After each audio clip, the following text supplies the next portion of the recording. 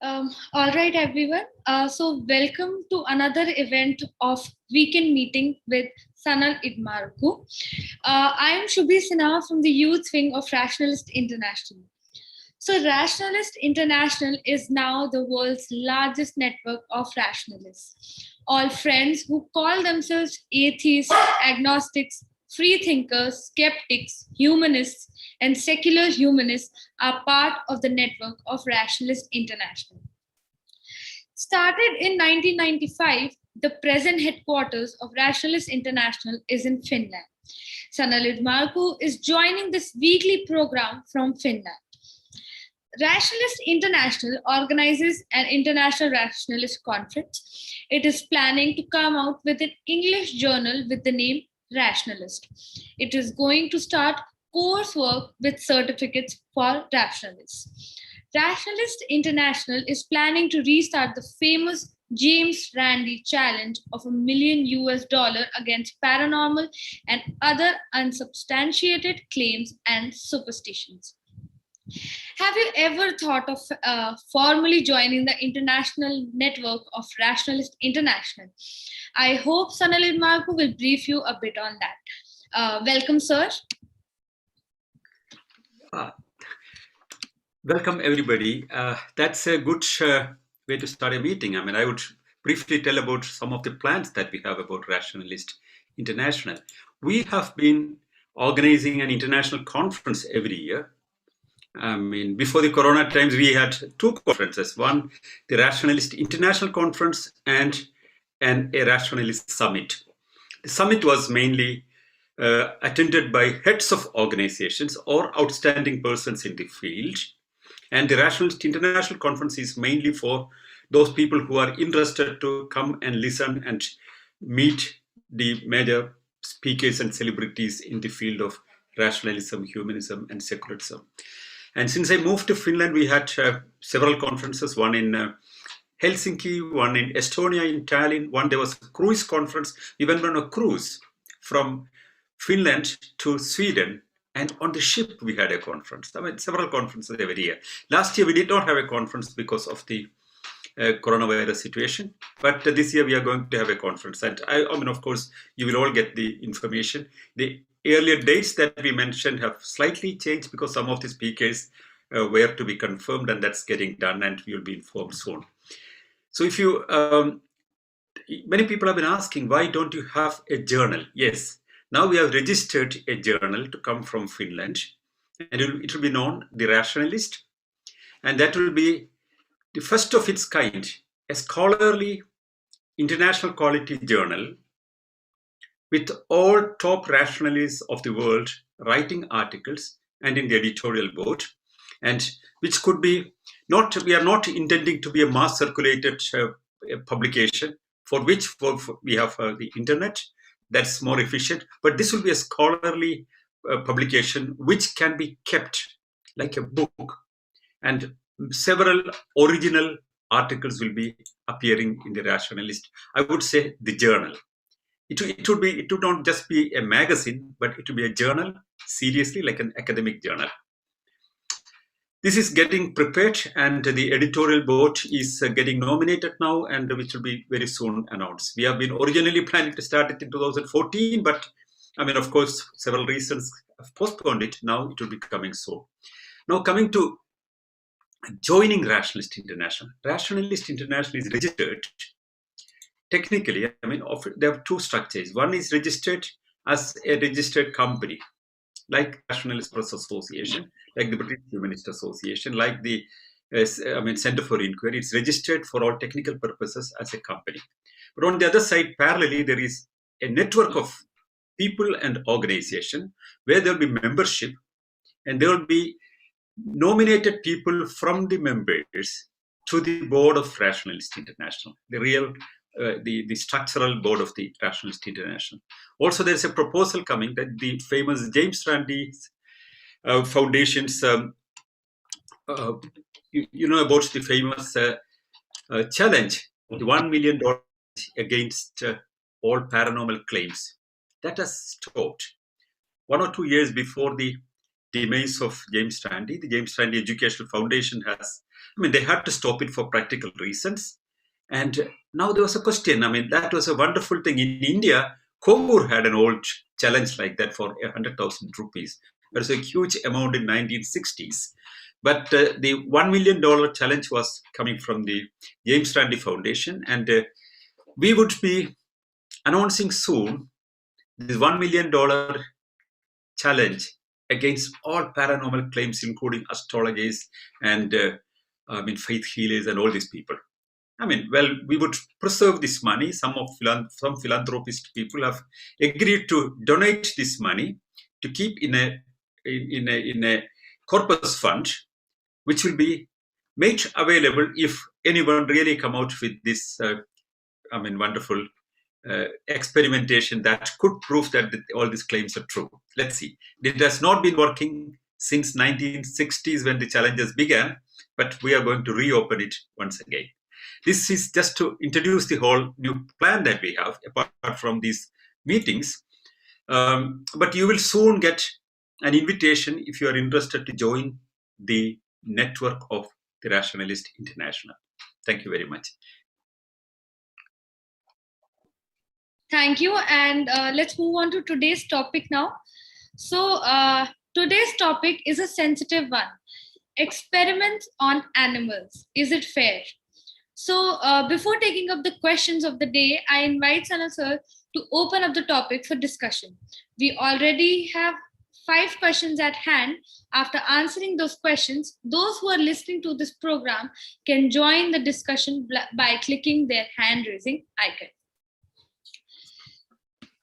Yeah. So the first question that we have is, how many animal experiments are happening every year?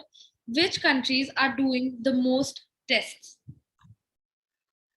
Well, we have official and unofficial figures about the animal experimentations that are going on. The most prominent official information that we have says that it's almost nearly 11 million tests per year. What does it mean? From small insects to guinea pigs to dogs to advanced mammals like chimpanzees, we are doing a lot of tests. Mainly for what? The tests are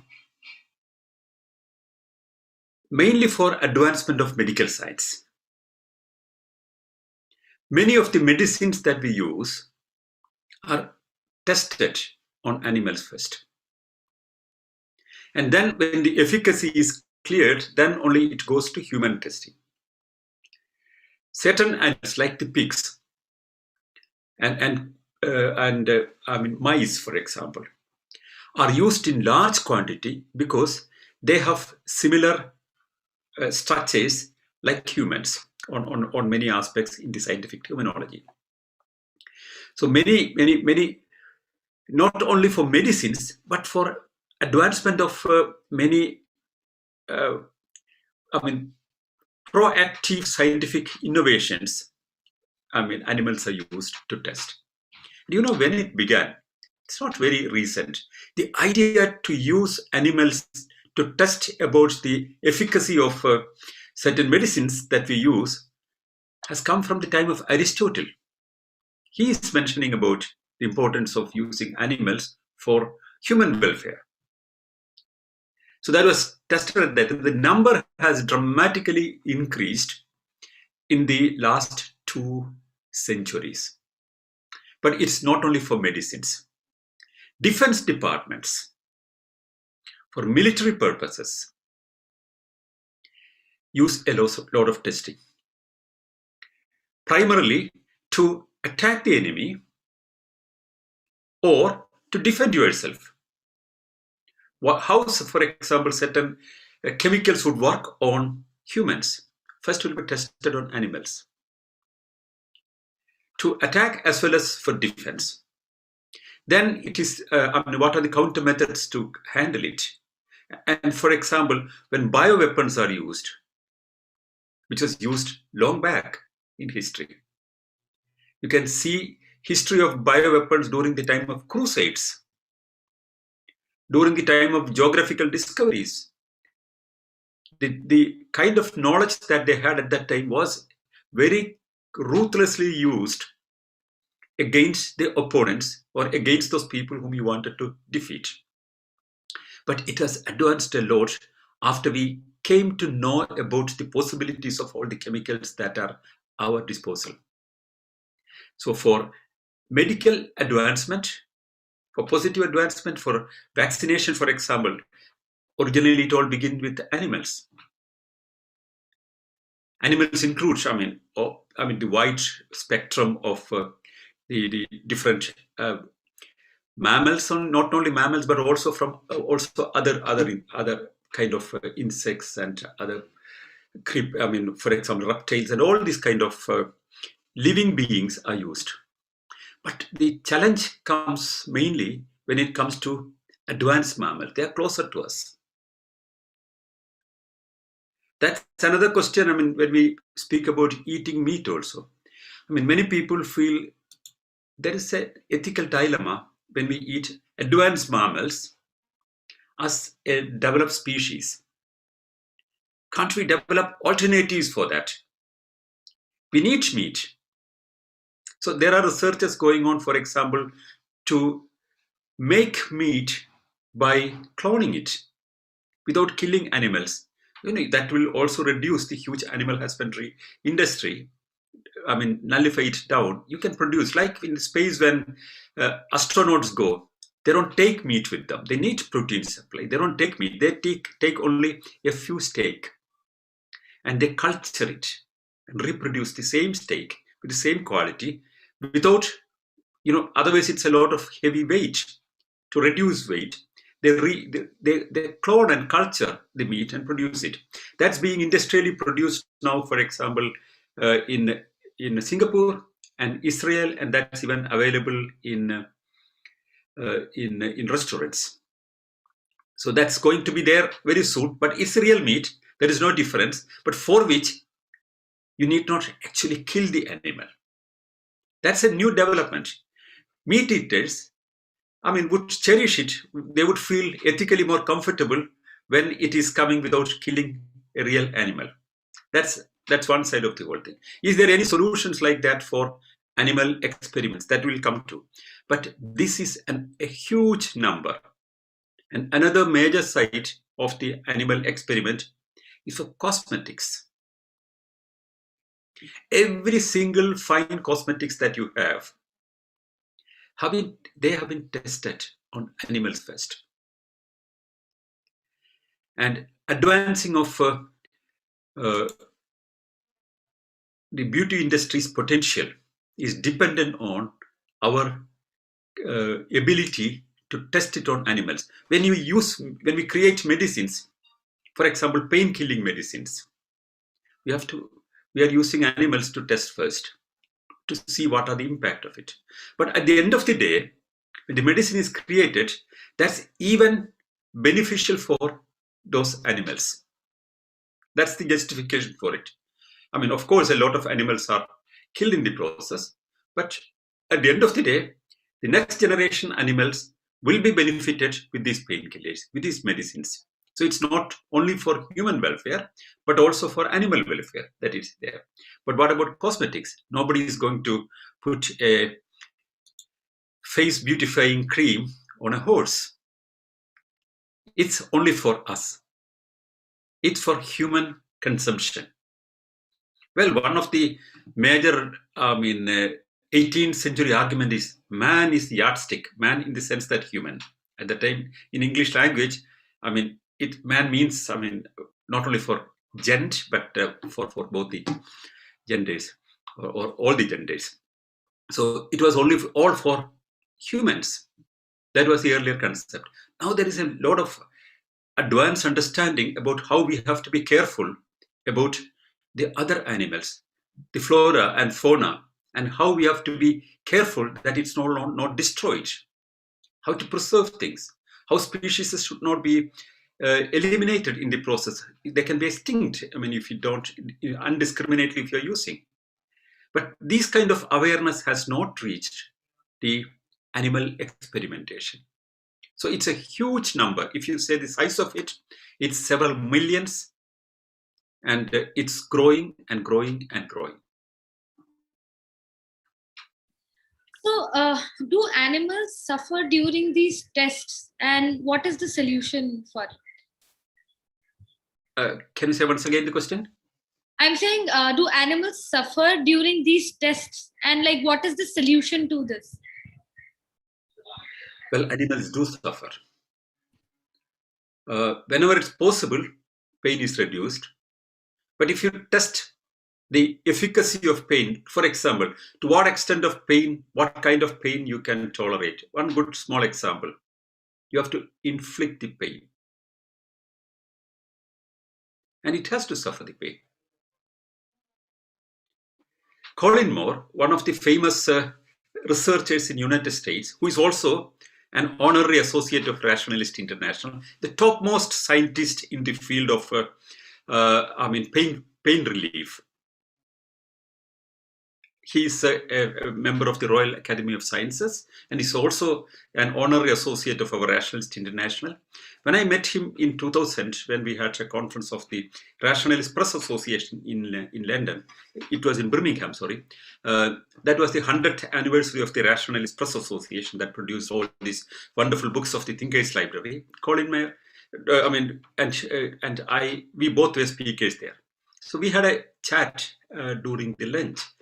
And at that time, his whereabouts were to be kept in secret, because his major research was on stopping pain, especially people who are suffering in very advanced stage of cancer and other ailments where you cannot bear your pain. All that we know about the painkillers have a limitation. After a certain time, you cannot hold the pain. To what extent you can bear pain, and what are the solutions, what are the kind of solutions we have. He has been researching on that, and he would use mice for the experiment. And he asked for, there is a regulation in Britain, the British Royal Academy of Sciences and all these international bodies there approve the idea of using animals for advancement of scientific knowledge. But there is a monitoring on how many animals you can use per year. And I mean, you have to ask for permission. So he asked for more animals, especially, if my memory was correct, hamsters and, small mice I think that was the major contingent that he used. But the animal lovers, especially PETA, was against him. So they even threatened on internet that they would inflict pain on his children to stop this atrocity on animals. That's the kind of opposition on using animals on experiments. So he came out because it's not for me, it's for everybody, it's for the whole human welfare. It's stopping pain that we have to do it. A lot of mice and rats we kill otherwise when we go for cultivation. The farmers kill a lot of rats and mice, but that we are not caring. But when 100 of them are used to study about pain, you are worried. But you don't understand that tomorrow this is going for you. When you have pain in your old age, or when you have an ailment, these experiments are going to give you a result. He says that, but of course he had to be protected at that time from the possible attackers. So that is the kind of situation in many countries. Legally it's permitted, but some countries, for example, in advanced chimpanzees and very close to human primates are not allowed to be used, but in some other countries it's used. Some countries it's totally banned. The scientists who use animals for experimentation, the largest numbers are in China and in United States. European Union also is testing a lot of animals. Uh, One more thing. You asked whether they have pain. Yes, they do have pain. They suffer. But generally, these animals are terminated after the use. They are not allowed to have this pain, to continue this pain. And to the extent possible, they will get control on pain if it is possible. And after the experimentation, they would not, if they live, they will suffer. So they will be put to sleep. They would be killed. And are all the experiments on animals for human welfare? Like, what's the proportion of animals experiments for medicine and for cosmetics? Yeah, as I mentioned earlier, there's a lot of research going on, not for medical purposes also. And a lot is for cosmetics. Some of them, for example, if certain cosmetics are creating allergy to come out of it, that's applied on animals first, and it's repeatedly tested, and they would suffer all the problems with it. And most of these, fine, expensive products that we get in the fine shelves in the supermarket are all going through this process.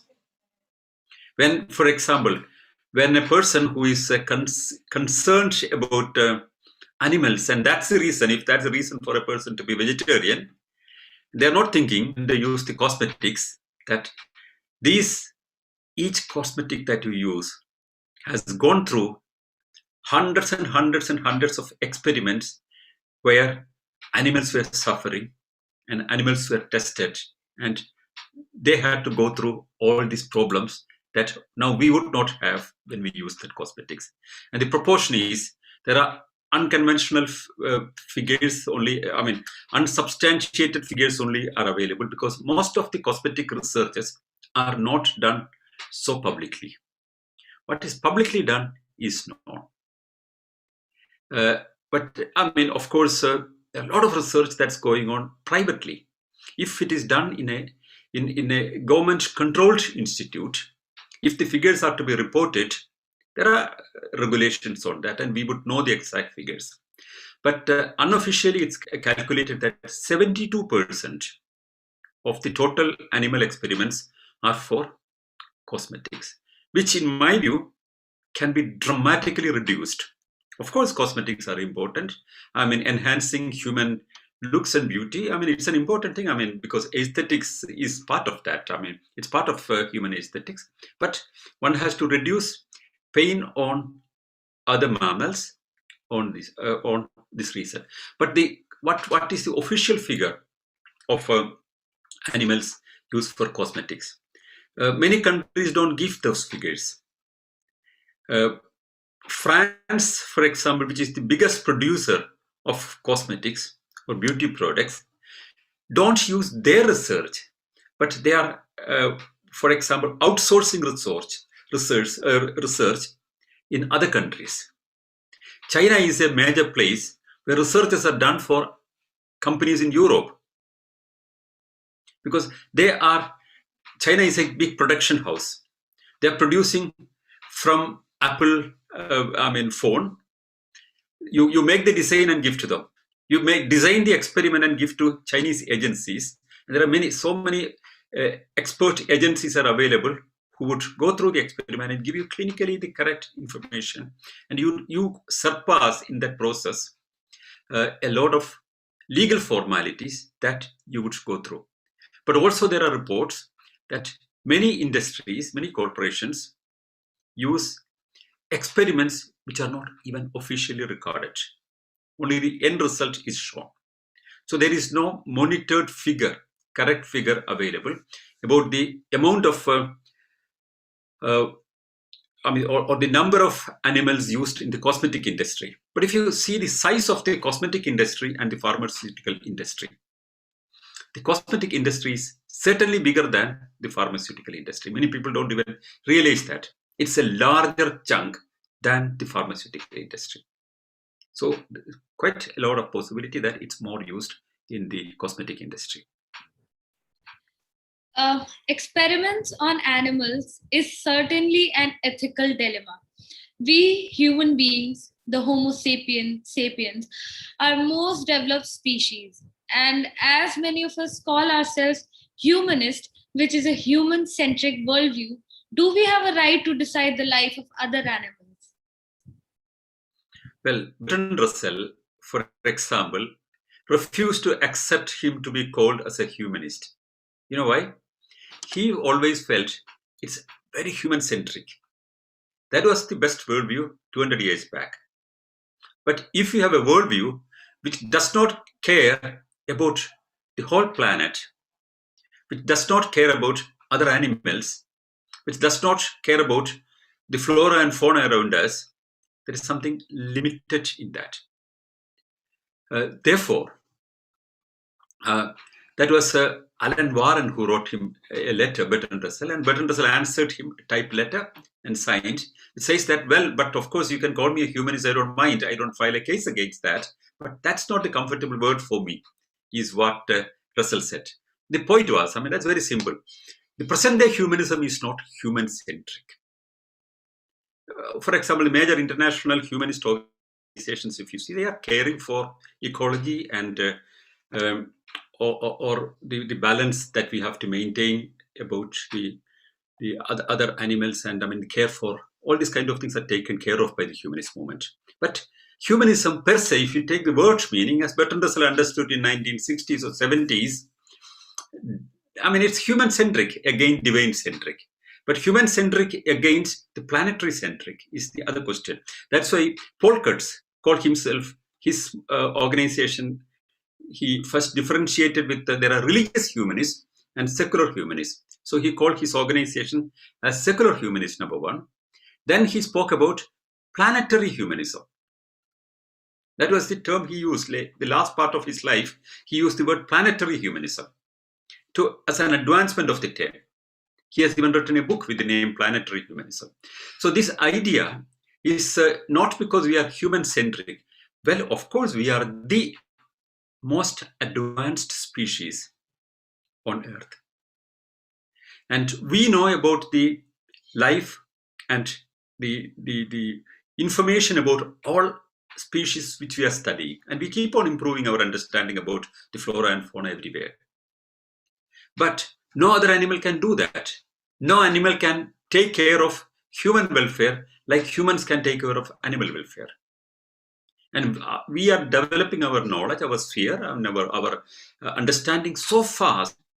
And our scientific knowledge is exploding. I mean, it's growing every day. You have new innovations, new understanding, and it's a revolution, a permanent revolution going on in the expansion of human understanding and our horizons.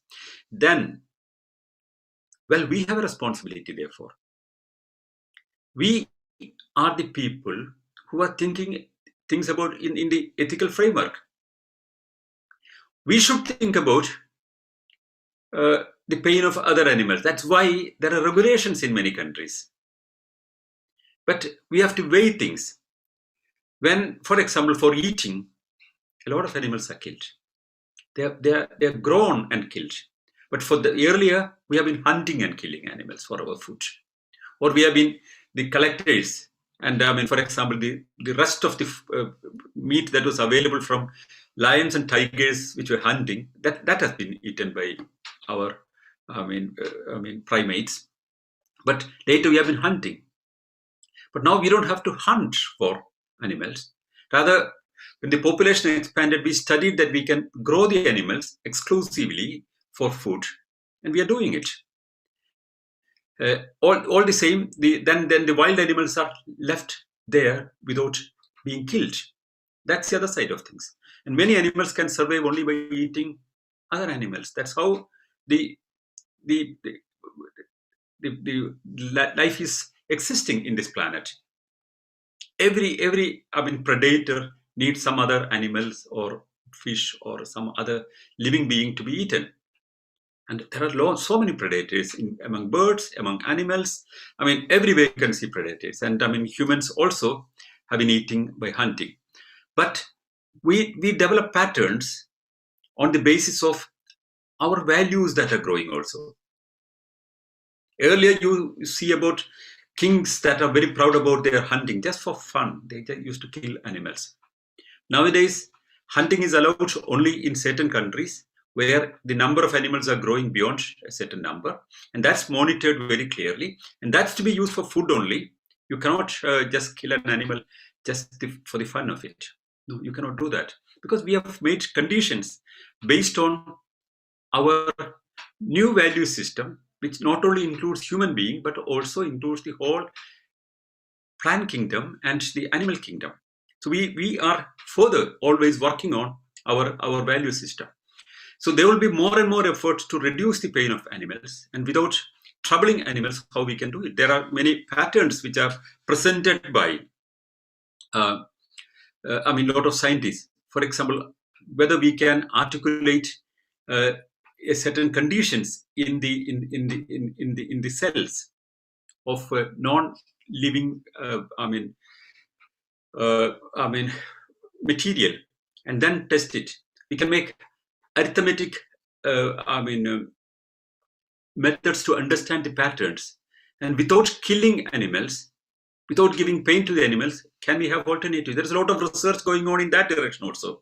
If you remember, the people who are above 50 in this meeting must be remembering that in our childhood, in the schools, in the biology schools, how, for example, the brain of an animal would work. We would have a live frog in the laboratory. I don't know, still it is practiced in many countries. Frogs were brought. I still remember in my biology class, a frog was brought, and there was a peon in our school who would hunt for frogs every day and bring a lot of frogs and in jars.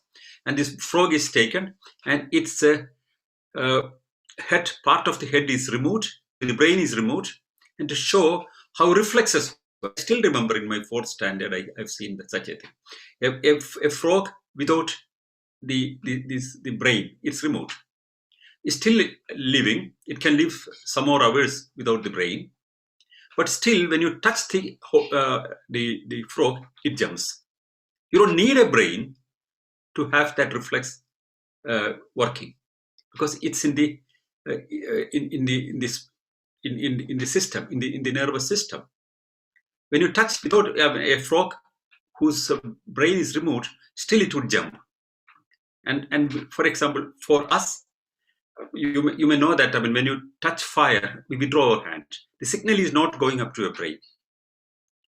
It's a natural reflex which is reaching only up to the spine and responding. And also we can condition a lot of reflexes. But the conditioned reflex also is working in patterns that are trained. So these, for example, I was mentioning about the frogs. So nowadays, frogs are not used in most of the school laboratories. Rather, we have articulated silicon-based models available, which would show you how it is done. It's not necessary to kill frogs to show you how it works. It is shown in different methods. On a screen, it can be shown, and it can be shown with silicon articulated or programmed, small toys, which behaves like a frog. In some countries, still such practices are going on, and many things we are reducing the pain of animals, unnecessary suffering of animals or any creature. Animals, I would mean the entire animal kingdom. And that's the process that's going on everywhere.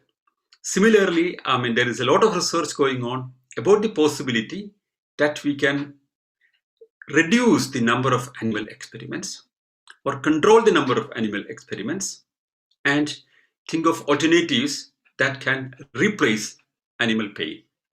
There is a lot of research going on in that direction also. What's your take on the violent attacks of animal lovers on using animal products and their threat to scientists? Well, I mentioned about Colin Moore in Britain. I also remember another time when I've been traveling in London Britain is a center of all these animal lovers. I've been traveling with a friend, a very old friend. I can, mention the name also, Barbara Smoker, who was the president of National Secular Society, whom I consider almost like my mother. She was pretty old, and she was wearing a small scarf made of wolf skin, presented by somebody. And I invited her for a dinner at the China market. And that was a Chinese New Year day, and a big festival was going on. And I mean, she has been wearing this very, very happily. And there were sounds, critical sounds, and I mean, coming all around. She was scared suddenly, and I mean, she had to immediately take it and put in the bag so that she would not be attacked. I was also scared because I've invited her for that little dinner. So this is quite, very, very risky if you use, for example, any kind of animal products. For example, can one use a animal skin for a jacket? You can be attacked in some places. Well, a human can be attacked for protecting an animal even by principle. That's the kind of aggressiveness in some of the movements. Sometimes the whole problem is, I would really appreciate the fundamental idea of PETA, that animals should not be suffering much. That has created a lot of awareness about animal suffering, and a lot of research is also going on the other side. But these activists sometimes go, cross limits and take law in their hand. There's a problem in that, because it's like if you take the same thing. If that is same like the village panchayats in India that to decide their law above the law in the country to how to handle lovers from two different religions. We call it Kap Panchayat. Or the moral policing that happens in almost all parts of the developing world. Here, people have their value system, and they think that that's to be implemented on other people with might. If they say, and that's denounced as a criminal activity, as a nasty behavior, unacceptable behavior, and that is, unethical, incorrect, and that's discouraged everywhere in the world. But even for greater goals, like for example, the green movement representatives, not all the green people are like that. I know about some green activists who would even go violent to articulate their position. I would always say that one should find peaceful and legal ways to advance any position. Only then it will be understood properly and it will be taken in the right spirit. Every activist movement has certain meaning. Every activist movement has some content. So it may not be taken by the society or the government as it is, but it takes forward certain ideas, and that will be, changing sometimes policies, not exactly in the way. For example, the animal lovers have really taken forward the suffering of animals. So now there are researches going on, and countries are making regulations on animal pain. While the research is important and to be continued at one side, the researches are going on to reduce pain and regulations to reduce the number of animals to be suffering it. So therefore, I would say that the violent activities of activist groups are not very advisable. And the moment they raise public opinion, write articles, and try to make, take up their position, any position which they feel correct should be taken peacefully and legally. That's my take on that. Well, thank you for answering all these questions. And I think now we can finally move on to the question answer round. I would request all the participants to raise their hand through that icon. And I would again request everybody to be precise and to the point with the question that you want to ask. I see a few people here. I'll just unmute AB Ibrahim and then others along the way.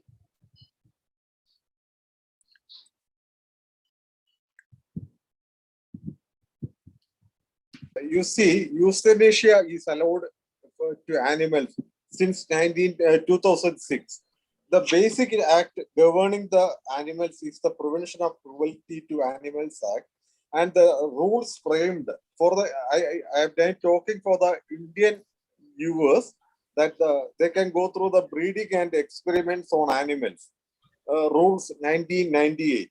It provides for 9-member committee, and how the animal is to be killed and how the animal is to be monitored when the animal is going into pain or paralyzed. So the topic is so excellent.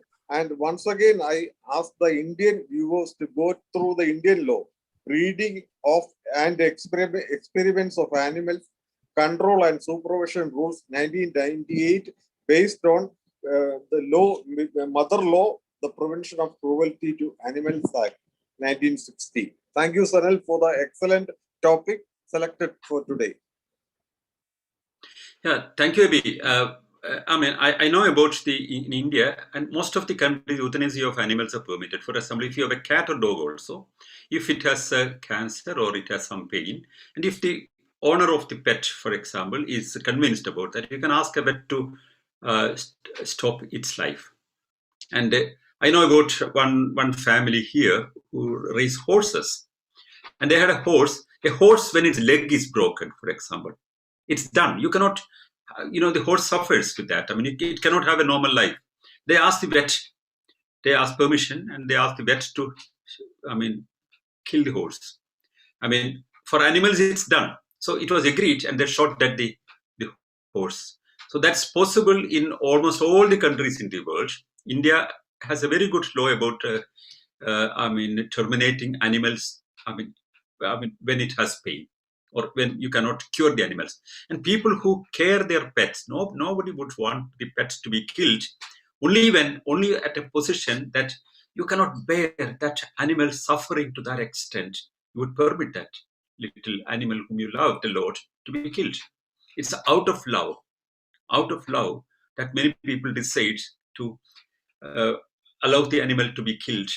I mean, the most painless way possible. I mean, if it can be called euthanasia even for animals.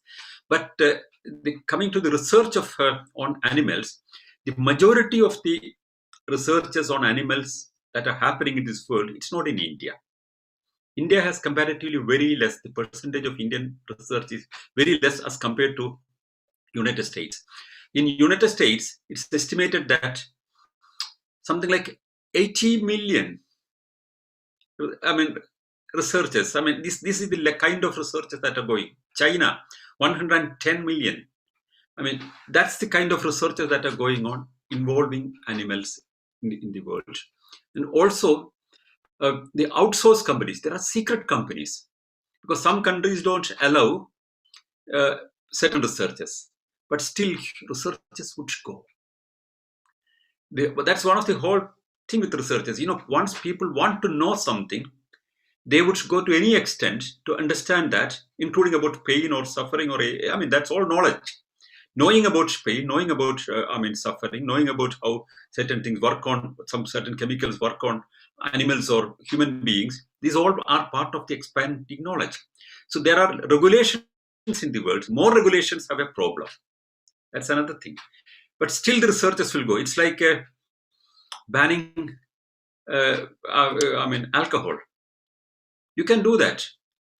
But allowing alcohol has one advantage, that it will, primarily on the health angle, you can monitor the alcohol, and comparatively better quality alcohol can be provided to people. Otherwise, those who want, they will go and drink.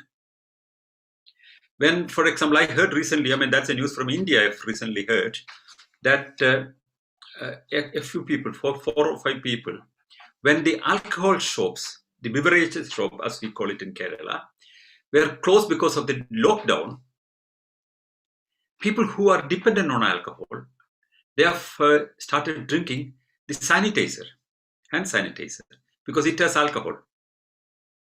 But certain sanitizers are using different alcohol that's not good for you, and that can burn your stomach, and you can have, and they died. 4 people died because they have been just drinking sanitizer. I heard some years back in Russia, they tried prohibition of alcohol. But you know what people have been drinking? Brake fluid of the car. It has spirit. So that's not the way. Therefore, When researchers are not permitted, similarly, not only the anxiety to understand things, not only the spirit of understanding things more and more, scientific inquiry has two edges. It's for our welfare, it's for knowing new things also, but not only for our welfare, but also for destruction. Scientific knowledge can be used for our good and for our bad. It has no feelings. Science has no feelings. It's detached of any kind of value system. It's facts, it's information, it's dissemination, it's understanding. So in whose hand scientific information is available is also very important. That is why regulation and permission and regulation has more value and it's more effective than stopping certain things. You can reduce the number and you can monitor the examination. You can see what all you can do. I mean, if it has to be explained properly. That is why there are the number of researches that are going on in the field of animal, with animals. It's done secretly, unreported, and when the results are there, it's used in a different way. There are a lot of secret researches going on, outsourced researches going on in different parts of the world. Yeah. All right. Thank you. So we'll move on to the next person. That's your pet. Yeah, no problem. And I was just. It's actually my dog. Somebody's outside. I'll just unmute the next person.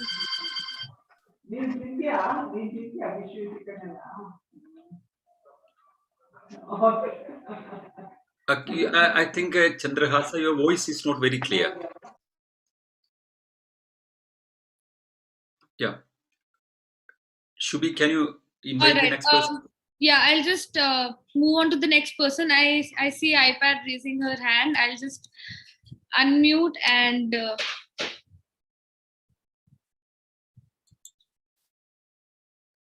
you haven't.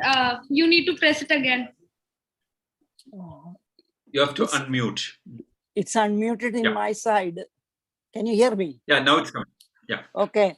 I worked in a medical field since 1969. I lived in medical field since all that time until my retirement. And I worked in the biggest medical center in the USA, in the world. The institution I worked, there was always research. I worked with the medical doctors who are scientists. You know, they are very good people. They worked with animals in their lab. You know, hepatitis B vaccine is developed right here. You know, you all get hepatitis vaccine, you know, but out of these 18 million animals, maybe used majority of them in Houston Medical Center. In here, there is 80 to 92 hospitals are scattered around. It's a huge medical center. There's international patients are coming and we welcome. They have special privileges. The Muslim brothers in my institution where I worked, they have special rooms for prayer, that much cared for everything. So, but you know, in outside, if you beat a stray dog or a stray cat, they will be arrested and put in jail. You know, but these research animals may be killed after certain time, but they are employees to take care of them. And we lost so many animals during Harvey flood. You know, they were kept under the basement. So now I really don't know where they are kept, what floor, but these animals are here and it is to save our life as well as the benefit of the animals. There is animals research are going on to improve their, you know, their better milk producing animals, things that like that. And also like plants research are going on to develop better plants. These are also going on. It's not just medical research.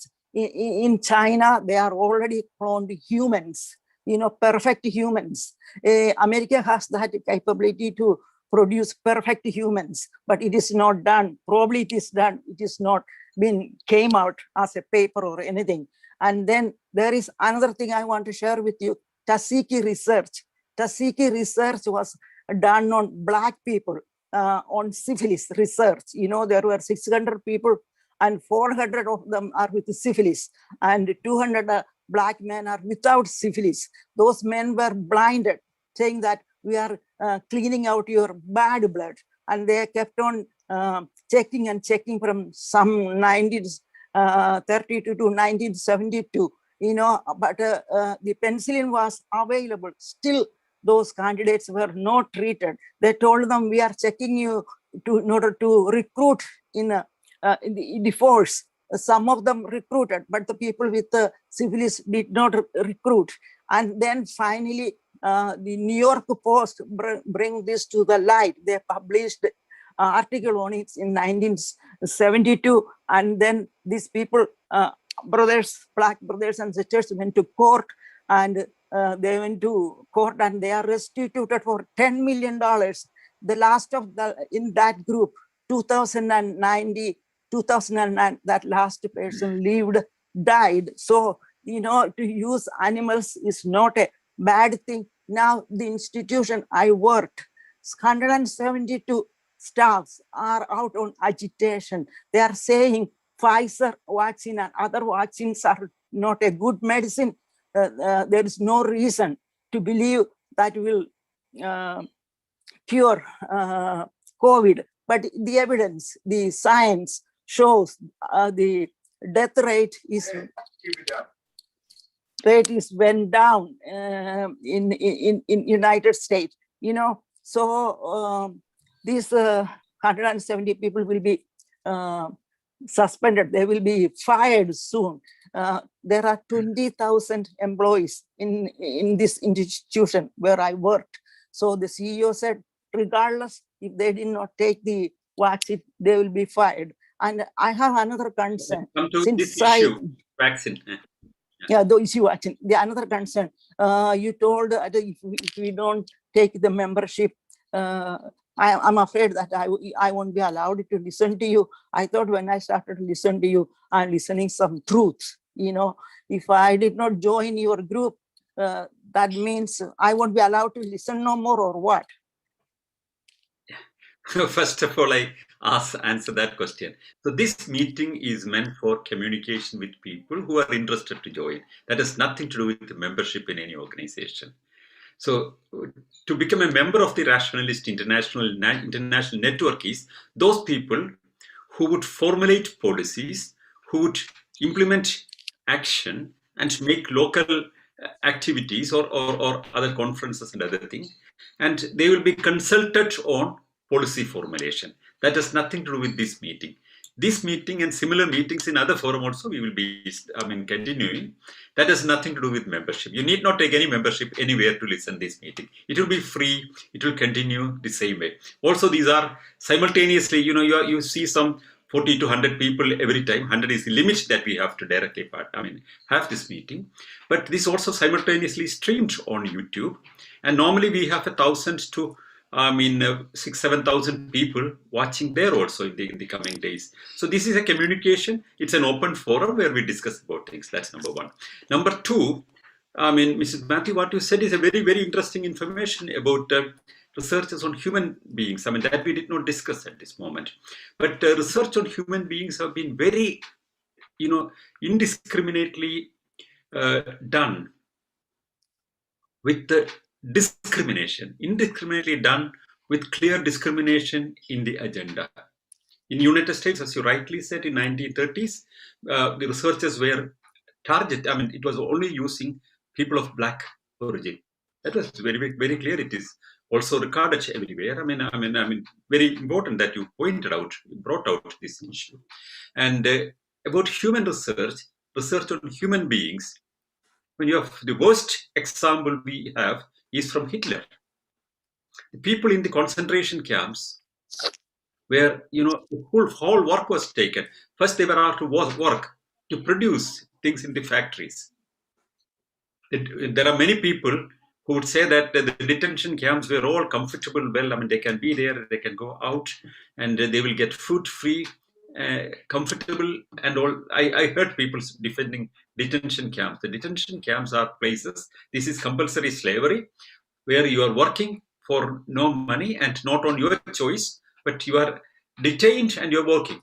And in Nazi detention camps, what they have done was they have taken their work And some people, they selected and used them for scientific experiments, like we do it for on animals now.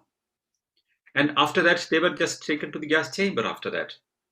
Even why gas chamber? That's also another interesting aspect. They have been taking out the skin of human beings for producing, fine material.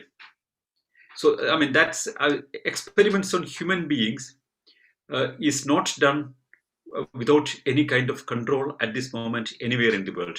I do not know about, there are countries where we cannot have any kind of information available like North Korea, but in the known world where information is available, there is clear monitoring. If human experiments are done without sufficient protection, without consent, with too much dangerous positions on their life, the international monitoring bodies will immediately interfere on that. That is not allowed now.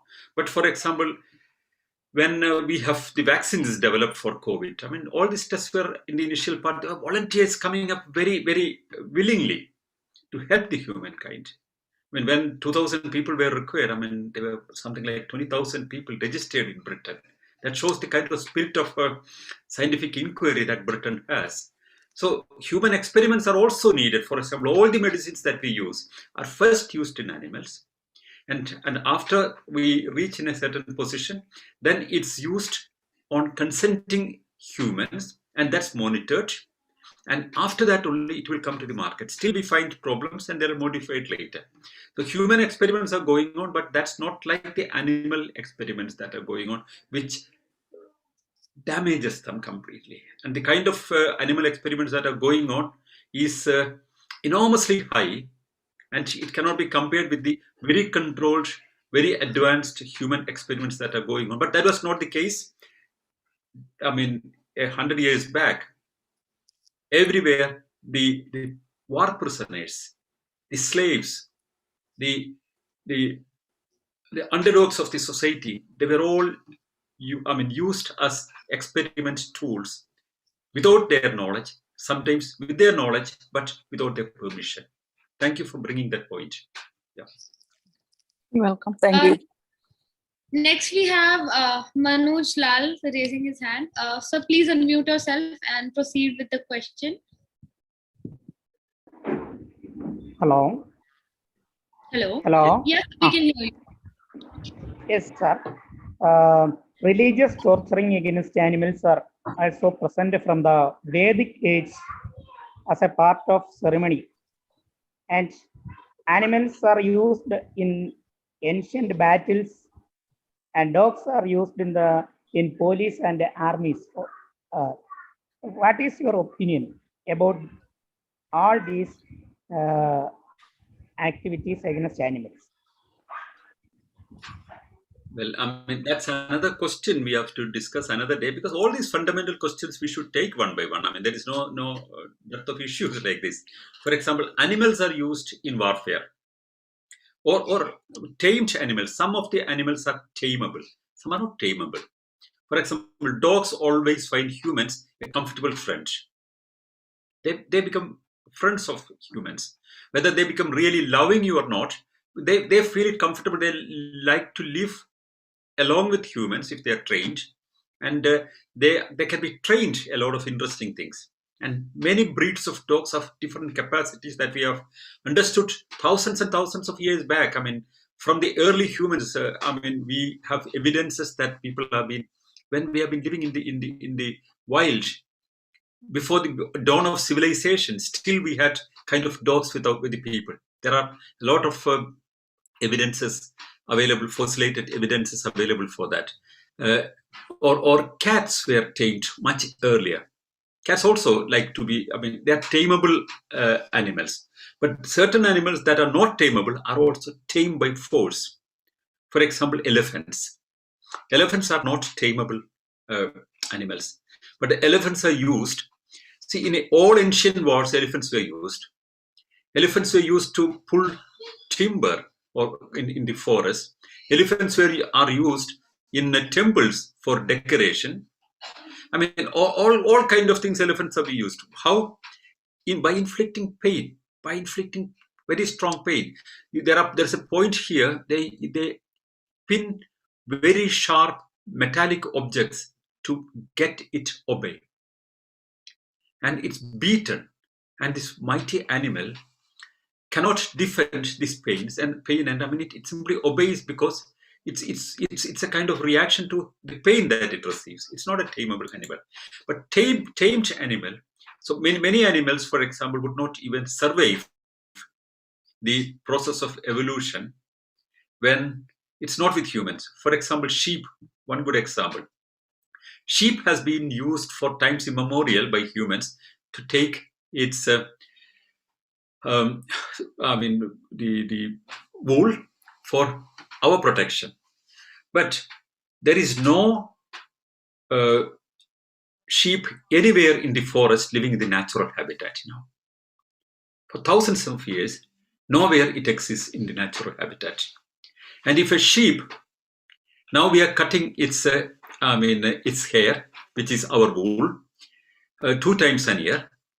And if it's not done, there are some examples when a sheep is escaping from the lodge. Normally, after 3-4 years, the whole wool will grow around it and it cannot even walk. And it will collapse and die.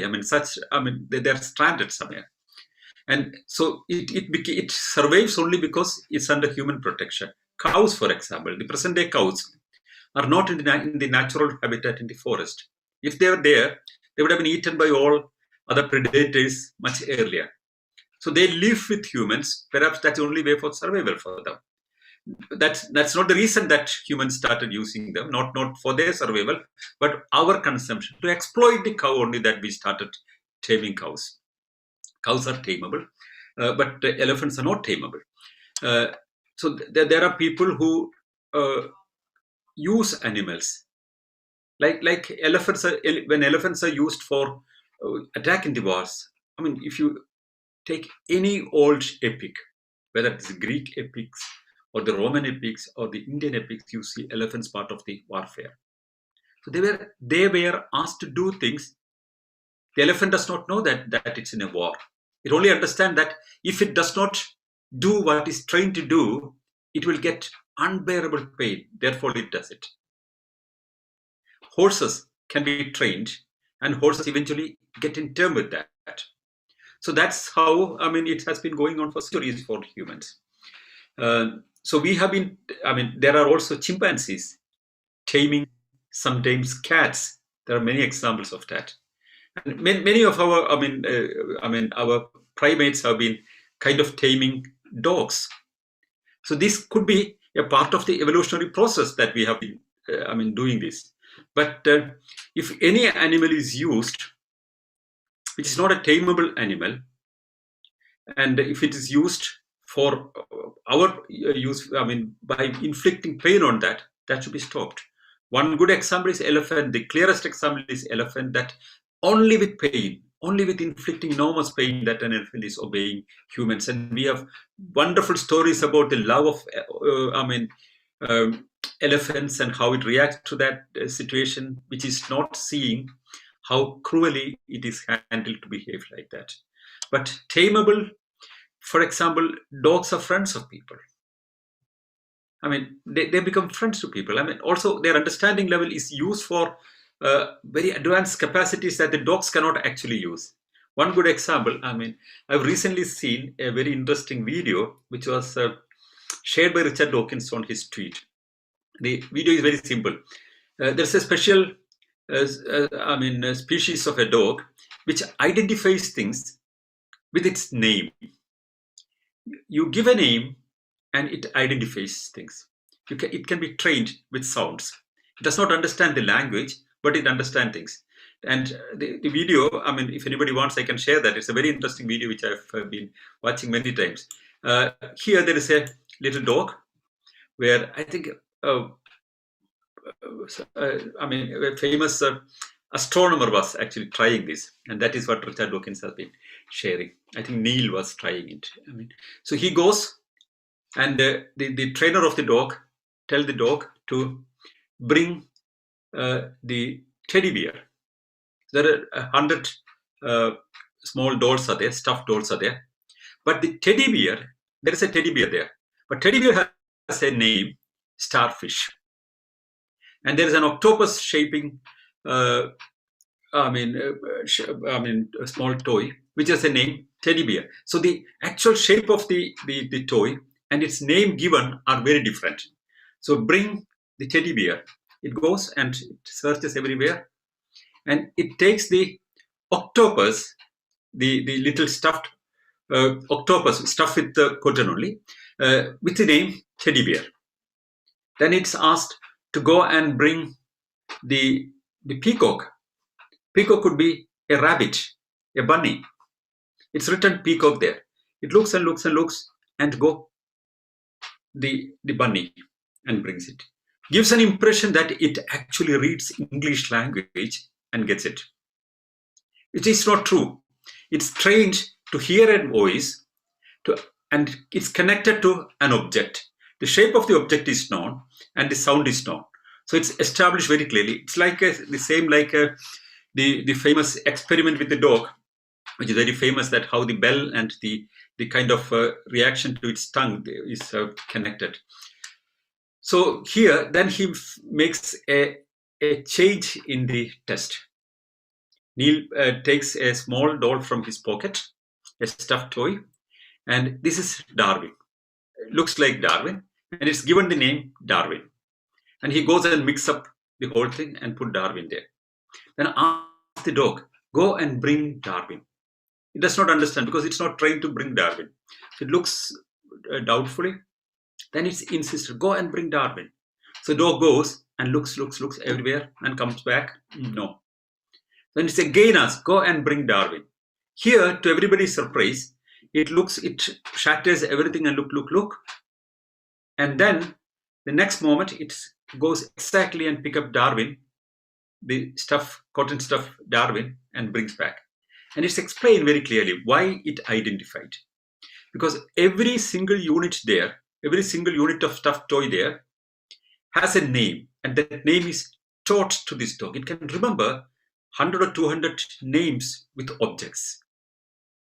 Not what is written there.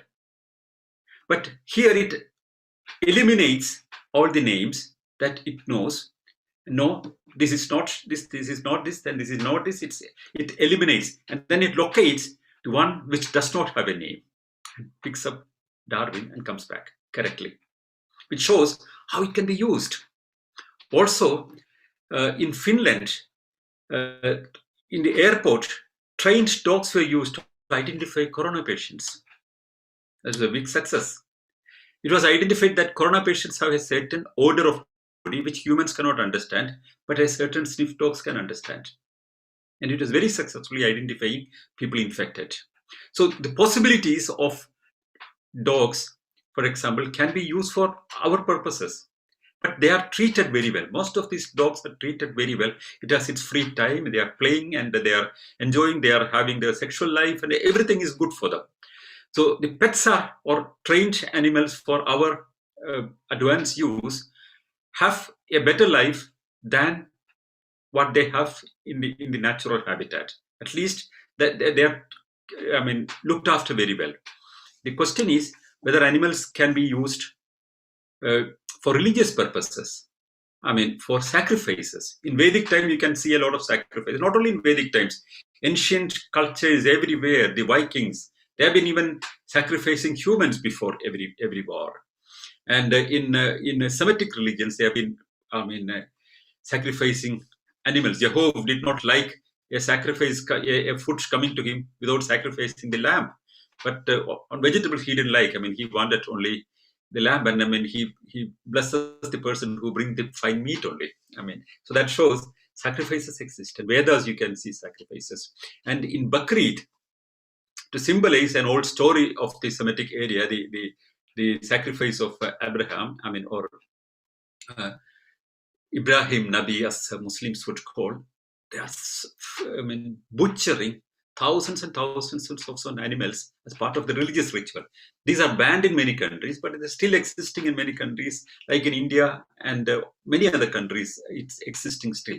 So I would say that such butchering in the name of any faith without any meaning, just killing animals. But in Nepal, for example, nearly 5,000 to 7,000 animals were butchered every year in a famous temple there. So that has ended, that has been stopped officially a few years back only. They would bring a lot of cows, lot of goats, and they were all butchered, just butchered, because that is to satisfy a certain Hindu deity. So this is unacceptable, to kill any animal just for some faith of some people, or just for our fun, or hunting just for the fun of it. It's another form of it. But taking care of animals, making them pets, I mean, that's a form of human love and affection to animals which we have developed. And I think there is nothing wrong in that.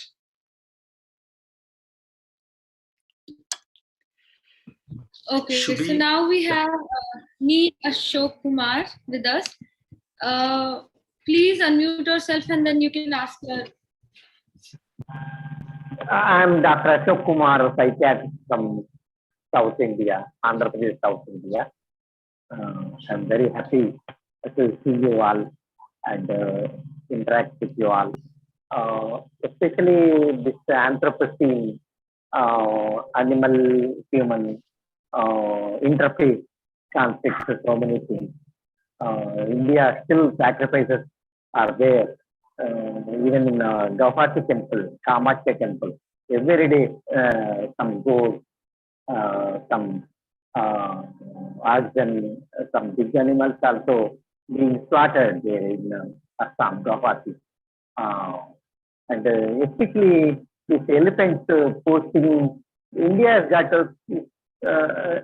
some ambivalent feelings towards elephant. They worship elephant god Ganesha, and also they kill elephants too much, especially in Kerala, Tirupati, some of the temples, they rare elephants, they put a lot of hardship for the temple animals, because they will be lifelong, they will be in custody.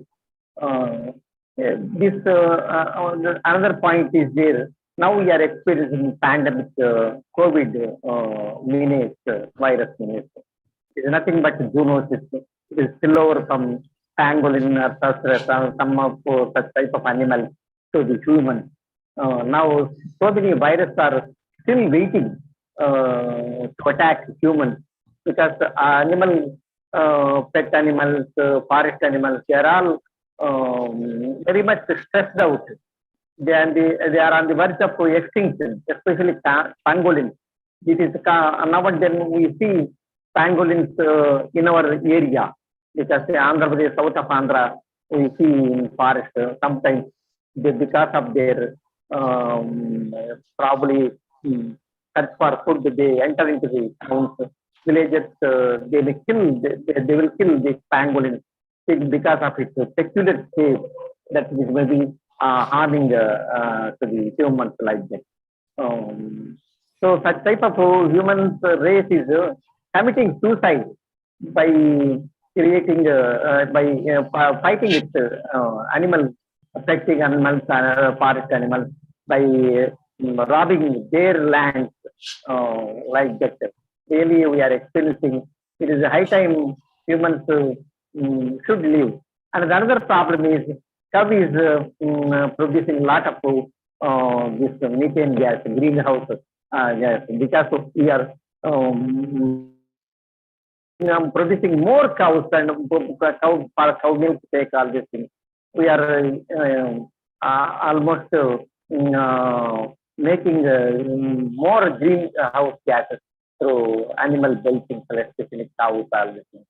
Such type of things humans should be, especially some of the animals are using pet animals, and they are so that things, lot of pets are being created in the labs, and then they are using by humans, and the other animals, the kingdom animals, forest animals, they are dying out because of lack of space, lack of food, lack of area for them, especially even lions, lions and then tigers. These are all highly stressed out animals because humans are increasing in exponentially increasing in population, and then we are entirely occupying forests.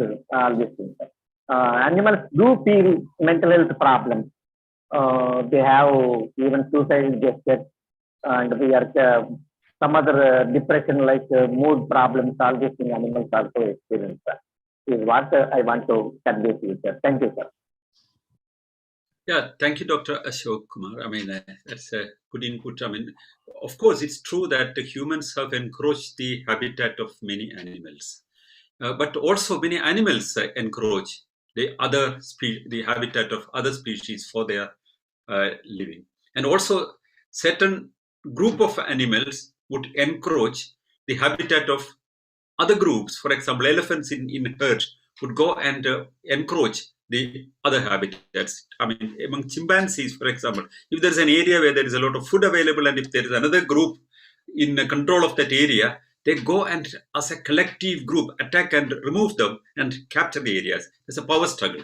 So there's a power struggle between groups in the same species with different species. And here, humans have developed the capacity to kill animals with their own new equipments than what nature has given. We have found axes, we have found bows and arrows, we have found our guns, we have found different ways to control other animals and their lives. So we have expanded, and we have been growing than any other animal in this planet. But that was one stage of our growth. I mean, now more and more awareness we have that we cannot do this unendingly. So therefore, there are limitations. You cannot go into certain controlled forest areas now, and you cannot disturb the life of certain animals and birds. You cannot, for example, even send up a balloon or a drone in areas where certain birds have its natural habitats. We make a lot of controls to be careful about things. But on the other side, we are advancing our understanding about animals. We are studying about animals, their behavior patterns, and their mating patterns, and what kind of ailments they get, and how they can be protected from that. So we are, in a way, keeping the animal life more intact, more efficiently. Without them getting died out also. There are poachers at another side. That's another thing. I'm speaking about the sensible scientific movement that take care of animals and studying and understanding. And, there are, a lot of people who are going and taking photographs and videos and, follow them up and understand them. And, their moving patterns and everything is studied by people now. Over some years, we would understand a lot more about the animal kingdom around us, and much more wisely we will be able to handle them. But all the same, using animals for our fun or just expanding our area of living is no more permitted in any part of the civilized world. Thank you very much for bringing this issue also, into this discussion. Thank you very much. Next, I think we can try Kunjatur Chandrahasa again, if the audio is fine. Yeah, am I audible? Yeah, now you are. Yeah. Thank you very much, Sanal, for the good topic selected and a good presentation and discussion associated with it. And you see, basically the man is a superior animal in this world, and he has the capability to control all other creatures and animals and birds. And as a result, yes, all these troubles also start for those poor creatures over which they don't have any control by themselves. One or 2 points I want to tell is, you were telling about the animals being used for the medical purpose, but at the same time, and cosmetic purpose also. In the cosmetic is the one where the human beings should focus more and try to reduce and have some balance with the nature. For example, even in India, the silk production, it involves killing a lot of worms in their the surviving stage. That is one thing. And the people would like to wear more and more silk sarees and silk products. Suppose those things are minimized in the use. Of course, some of the activists, they are trying to shift to wearing cotton sarees and other this one. Like you are telling about the wools being used, but there the things are little different because it helps the environment and it helps, it is not involving in the killing, whereas here it is in a killing. Similarly, this in the industry, this chicks, how they process, they segregate the chicks, they may made to pass it through a rolling machine, and they are being segregated, and the live chicks are being crushed for other manures. It's a very horrible thing. That's why in India we have, I think it is an international organization, an organization called PETA, the People for Ethical Treatment of Animals. I think it must be an international organization. Those people are making a lot of noise here and there, and writing to the government, and this killing of these animals for one thing, for experimentation, and also for the man's pleasure. This should not be allowed. For example, in Tamil Nadu, there is one Jallikattu is there. Jallikattu means it's a competition between the bullocks and all that. Yeah, ox, yes. But those things, it has gone to the Supreme Court also. Finally, through some political reason, it was allowed. Now it is, once it was banned, and now again it has been allowed, and it is being practiced. So finally it looks like that there's no limitation for man's greed, and the poor animals become the victims. I just want to share, that's all. Thank you very much for today's whole presentation. Yeah, thank you. But good points, Chandrahasa, what you said. I mean, for example, this is something, for example, about chicken. I mean, that's a very good example. But it's an answer also. For example, how much market is big for eggs?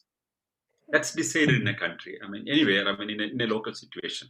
You cannot produce more eggs than that is required.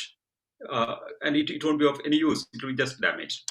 So you need not have more chicken, or hen, than the requirement of the eggs that we need. So then it would be wastage. That's another problem is, then if they have to, all these hens have to leave, one has to provide them food. Then if you start providing food to the not reproductive or not useful hen, that will be depriving other hens that are surviving.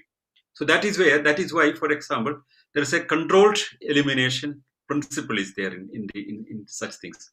I mean, it looks cruel, but in the natural habitat, if there are chicken, that will be, majority of the chicken will be eaten either by the hawks or eagles or snakes, and I mean, very few only would survive. Here, I mean, out of 22, little chicken, how many would become a real hen in the natural habitat? Maybe one or two. Rest to be eaten by other animals. That's food for other animals. Here, in the poultry farms, what is done is it's identified,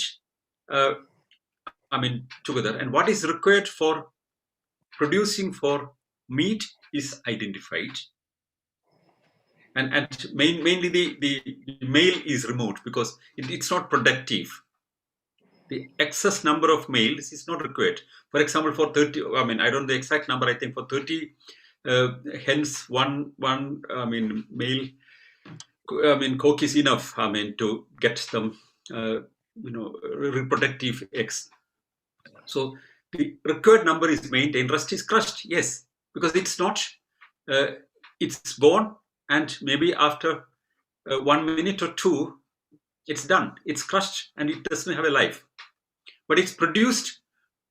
We have no way. For example, one ethical way should be if it can be identified at the egg stage itself, whether it's going to produce a hen or a cock. if it can be identified at that stage, but we don't have a method, appropriate method for that, this can be avoided. Because otherwise it is at the cost of all other creatures that we have to maintain that. So therefore, the eggs are produced at a certain age. I mean, and after that it's used. Again, there's another ethical thing. Most of this chicken are produced only for meat. Some are produced only for meat and eggs. So they are living in cages because space is valuable. Most of these hen are living in cages where they cannot even move left or right. Also, it has another point. If you move left or right, you're burning calories, which means you need more food. And whatever food is going, if the calories are not burned, it goes into the body, and if the body is provided. So that kind of very, very, production-oriented approach has been there in the poultry farms. But nowadays, there are ethical movements about that. If a hen does not have, a facility made for running properly, for enough body movement, or mating possibility, to make its quality of life. So free eggs, people refuse to buy the other eggs. It has to be marked very clearly. In European markets, the free eggs, here in Finland, we call it Vapa eggs. So Vapa eggs means the free eggs, means these are from hens that has freedom to run and to mate and to choose its food. So that eggs are taken. There is no other reason. Both eggs are the same. But it's only a moral question, whether you promote an idea that these birds have to live as much as possible a better life before finally, turned into the chicken to eat. So that is, or how we are going to use it, to what date. So their life, the quality of life is taken care of by groups generally. But legally, you can produce chicken or eggs in very controlled situation also. There can be laws to make it more tolerable, more, anyway, these birds have a certain life only. And it's eaten by other animals. And we need their meat also. Chicken is required for us. So therefore, chicken should have the most ethical way should be having enough space to move, to have enough food and mobility. And then, when it is required only, it's killed. And then again, it does not have suffering at the time of killing. These are the things that are taken care of. There are laws for killing an animal everywhere in the world. Without any pain, it should be done. But on the other side, the worms for the silk, that's another good example you said. The worms are, it's not started now. Something like 2,800 years back, we have evidence that the silkworms were used to produce silk. And the trade route from China came to other parts of the world by their produced silk. That was the most valuable thing at that time.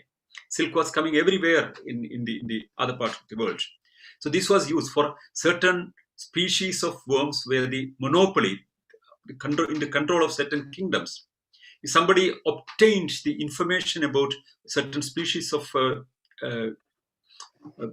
worms, they were killed, executed, because that was the national wealth. So if one feels that this is not good, all what you have to do is, if anybody who feels that silk is bad, silk is to be, this worm killing is to be stopped. One possible problem would be these worms would be over with that, because in the natural habitat, it may not survive. It's surviving only because the worm is used, it's reproduced. It's not only worm, but it's produced also. That's why over the centuries, over millennia, they existed. But whether they would survive or not is also to be taken. But otherwise, if one feels bad about it, one can stop using it. That's the only way. By law, this cannot be stopped. Any of this cannot be stopped. But anyway, the suffering of a worm is much lesser than a vertebrate grown-up mammal.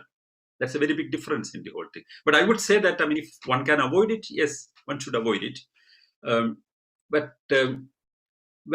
to do it is an important question. Whether people would leave silk, or will our morality reach to that extent that we would agree that we don't want silk anymore, no matter whether the silkworm industry is over or not.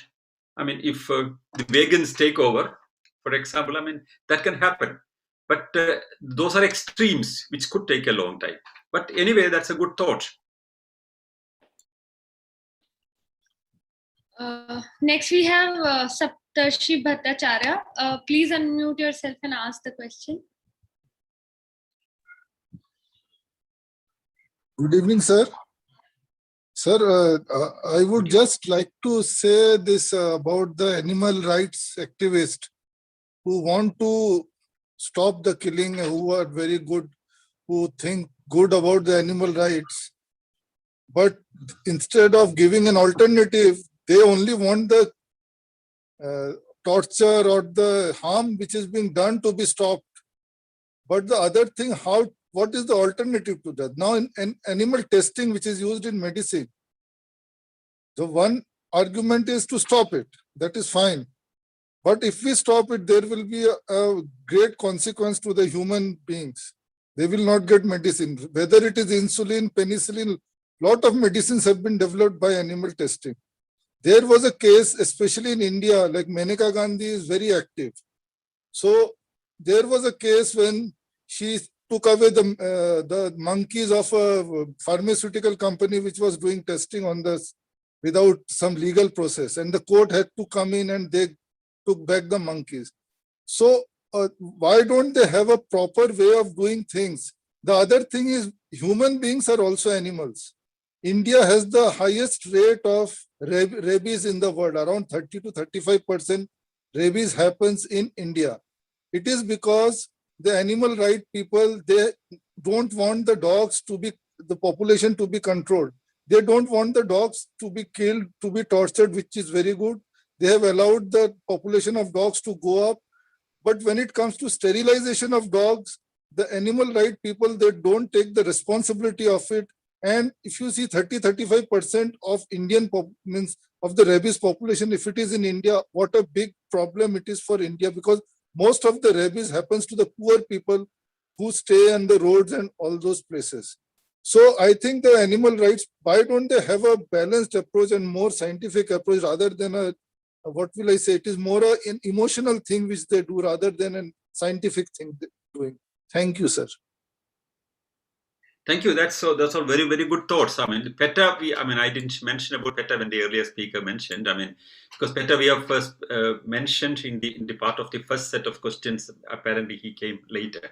PETA's activity are sometimes going out of limits, and it's not realistic sometimes, because at any case, we need our medical science to advance. At any case, we need a lot of experiments to advance our medicines, and we have to further forward our knowledge about human pain and sufferings, and how we can overcome that, or how we can overcome the medical challenges that we are having. If animals are to be used, the only thing that we can say is the number of animals to be used should be limited to the least possible, and we should avoid suffering to the animal. If one is sure that it has suffering or any kind of pain, after that, one should be able to terminate the animal.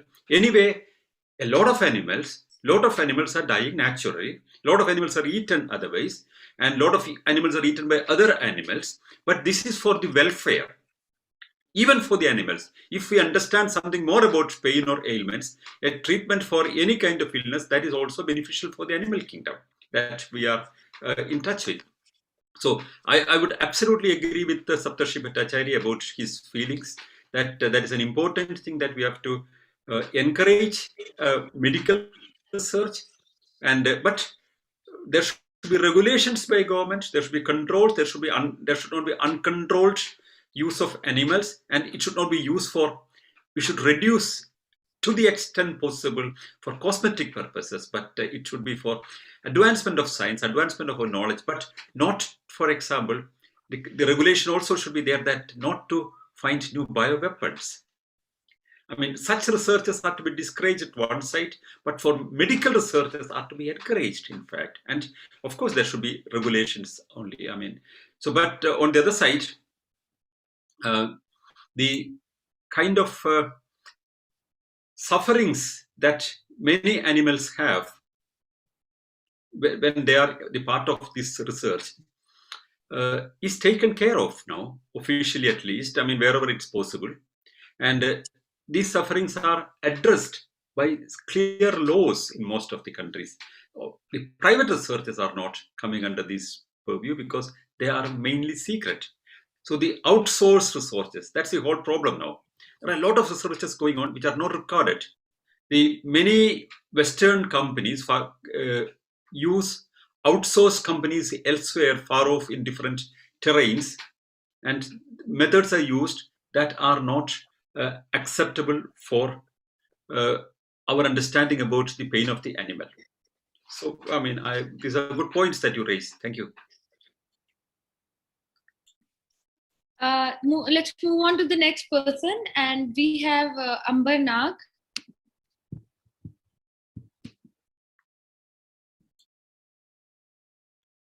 Hello. Yeah. Hi. Am I audible? Yeah. Yes, you are. So my question, Mr. Sanal, is in genetic research, we've been experimenting mostly on model organisms like fruit flies and E. coli or mice, which are in terms of evolution, they are more distant to humans compared to, let's say, chimpanzees, bonobos, or gorillas, primates. So now the thing is, if you're doing something like cancer research, you do your genetic research on a related species, closely related species, you can be more confident that the results will translate in the same way to human subjects. But whereas if you're doing your research on fruit flies and mice, you're less confident that the same results will translate to humans. So on the other hand, the closer the species is to humans, the more you are concerned that they have the same subjective experience of pain and fear and suffering and so on. So do you see that as some kind of paradox, right? So there is a reason for using the species that are close relatives of humans for genetic research, but there's also a reason for not doing that on ethical grounds. So how do we get around this contradiction? Thank you, Amberna. That's a good thought. I mean, very good thought. I mean, we should think about that. But the reason why the closer animals, like for example, why chimpanzees are not allowed in many countries because they are very close to humans, and I mean that's not allowed. Even advanced mammals are not allowed, and that needs a lot of. I mean, you have to overcome a lot of controls. Why mice is used? Mice and rats have long served as the preferred species of biomedical research animals models due to their anatomical, physiological, and genetic similarity to humans. That's one of the major reasons. And also pigs have more anatomical and physiological closeness to humans. But as compared to other primates, for example, advantages of rodents include their small size. It's easy to handle. Then ease of maintenance, another reason. And the other is it has a short life cycle only. The other, for example, to get a chimpanzee which has 32 years or 40 years life, you have to, the long lifespan, it makes big trouble. Here it has a very small lifespan and it can be easily kept, and it has very close similarity with the human structures, I mean, vis-a-vis the scientific possibilities, and abundant genetic resources. The number is abundantly available. It can be reared, it can be produced as much as we want. Whereas advanced mammals, we cannot do that. And also, we can, the question, I understand the serious point that you're doing. Why, I mean, if it's for our advancement, why don't we use our bodies? I mean, our people. Well, I mean, that's why as a predominant species, humans have studied to do things for its betterment. Rightly or wrongly, that's what is happening. And that's why, rightly or wrongly, we are advanced. So humans try to find ways to improve the quality of our life, and medicines are one way to improve the quality of our life, our reducing our sufferings, and to overcome a lot of ailments that we come to know about. So the reason is very simple: the abundant availability, the small size, easy to maintain, and its closeness to humans for other research reasons. Anyway, good thought. Good thought. I understand it properly. Yes.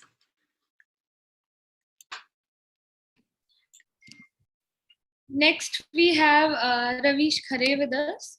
And I think we'll take this the last question because of the time shortage we have. Hello, can you hear? Yeah. Okay, so one of the things you were talking of was that okay, we can reduce suffering of animals, from stopping or reducing cosmetic research. But even before that, there are certain other things where we inflict pain on humans. One is the cockfights, which is just for pleasure. And one gentleman who really pointed out Jallikattu, and Jallikattu is a real case which should be a little bit shameful for us. That on one hand, when Supreme Court had banned it, the pressure from the public was so much that the politicians had to restore it, and that, I think that's the first thing where we are inflicting pain just for human pleasure rather than any benefits to humanity in any way. So that's my point, and what's your say on this? Yeah, that's excellent, Ravish. I mean, that's a very good point, because just inflicting pain for our pleasure, it's like like the Roman Empire where the gladiators were fighting, and people are just seeing the gladiators fighting and killing, and we are clapping and clapping, and for their celebration for that moment, they trained years of training for a gladiator, and they just fight and kill, and the blood is throwing, and I mean, people are celebrating with happiness. Isn't that the same when we allow this Jallikattu, where animals are treated like it's just for the pleasure of the moment? Or on the other side, the cockfight. How brutal and unacceptable these kind of things. There is no benefit for anybody than entertainment of that moment. And one of the cocks is killed in the process. I would also say for just because of faith, animals are butchered. In Bakrid, for example, how many animals are butchered every year? I mean, it's not entertainment, it's part of a faith. Part of the faith says that, God wanted the sacrifice of a son, and somebody was willing to, give the sacrifice of the son. God said, no, but give a goat instead. And to celebrate this mythological story, every year, millions of animals are simply butchered. Grown-up animals, mammals, are butchered. Also important, this cockfight, Jallikattu, all this kind of entertainment killing, as well as the sacrificial killing of animals, are to be simply stopped. Medical research and animals are a different thing. Also, that has to be reduced to the extent it's possible, and we must reduce the pain. And we should find scientific alternatives also. There's also a lot of research going on. But this moment, it's an inevitable evil, but we have to do it. Thank you so much for answering these questions. I think we are done with the questions today. And thank you everybody for joining. And I hope that I meet you all the next week as well. Same time, which is I think 7 o'clock and 7 o'clock Indian time and the other timings. And thank you. So thank you very much. Excellent cooperation, excellent ideas, new enhancement with the